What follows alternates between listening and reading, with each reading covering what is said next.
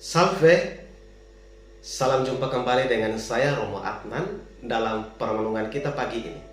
Salam sejahtera untuk kita sekalian. Semoga Bapak Ibu Saudara-saudari dalam keadaan sehat walafiat. Bacaan Injil yang kita renungkan pada pagi hari ini diambil dari Injil Matius bab 18 ayat 21 sampai dengan bab 19 ayat 1.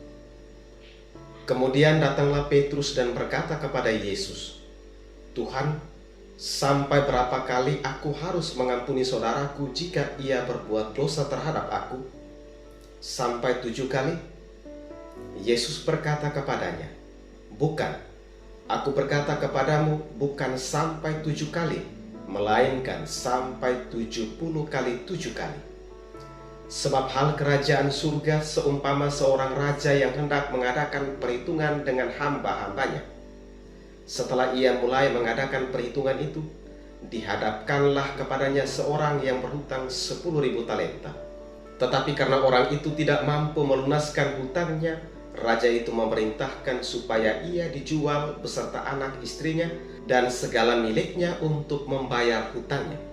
Maka sujudlah hamba itu menyembah dia, katanya, 'Sabarlah dahulu, segala hutangku akan kulunaskan.' Lalu tergeraklah hati raja itu oleh belas kasihan akan hamba itu, sehingga ia membebaskannya dan menghapuskan hutangnya. Tetapi ketika hamba itu keluar, ia bertemu dengan seorang hamba lain yang berhutang 100 dinar kepadanya. Ia menangkap dan mencekik kawannya itu, katanya, 'Bayar hutangmu.' Maka sujudlah kawannya itu dan memohon kepadanya, 'Sabarlah dahulu, hutangku itu akan kulunaskan.' Tetapi ia menolak dan menyerahkan kawannya itu ke dalam penjara sampai dilunaskannya hutangnya. Melihat itu kawan-kawannya yang lain sangat sedih, lalu menyampaikan segala yang terjadi kepada tuan mereka. Raja itu memanggil orang itu dan berkata kepadanya, 'Hai hamba yang jahat, seluruh hutangmu telah kuhapuskan karena engkau memohonkannya kepadaku. Bukankah engkau pun harus mengasihani kawanmu seperti aku telah mengasihani engkau?'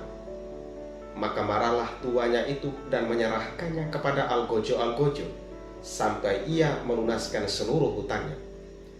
Maka Bapakku yang di surga akan berbuat demikian juga terhadap kamu, apabila kamu masing-masing tidak mengampuni saudaramu dengan segenap hatimu."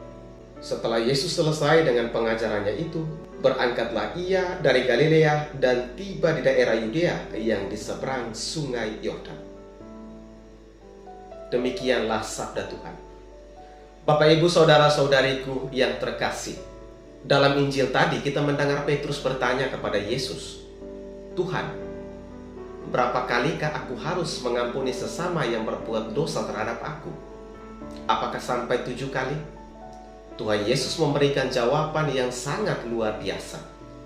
Kamu harus mengampuni bukan saja sampai 7 kali, tetapi lebih dari itu, sampai 70 kali 7 kali.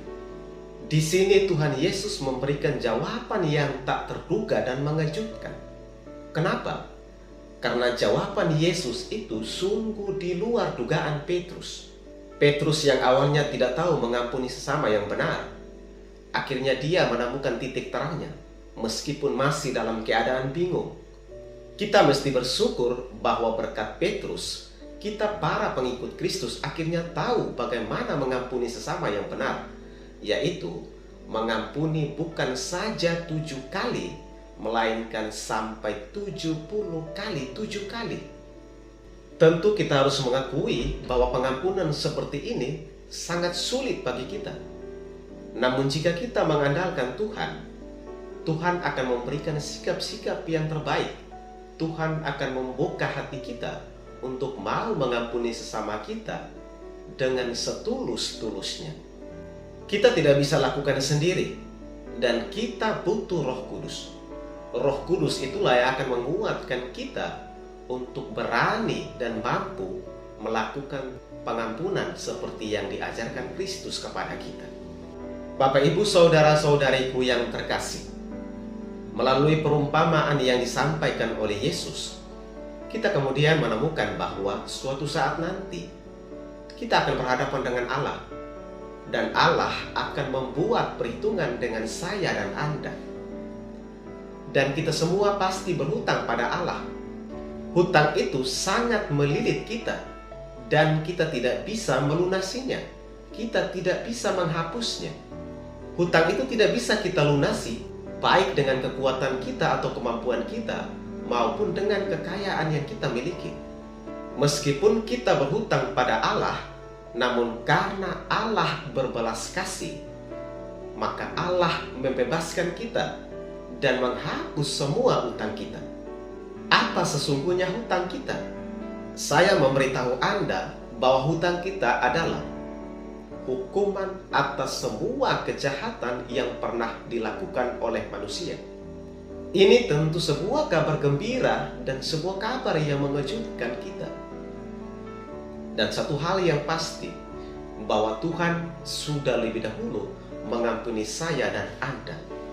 Dan pengampunan tanpa batas.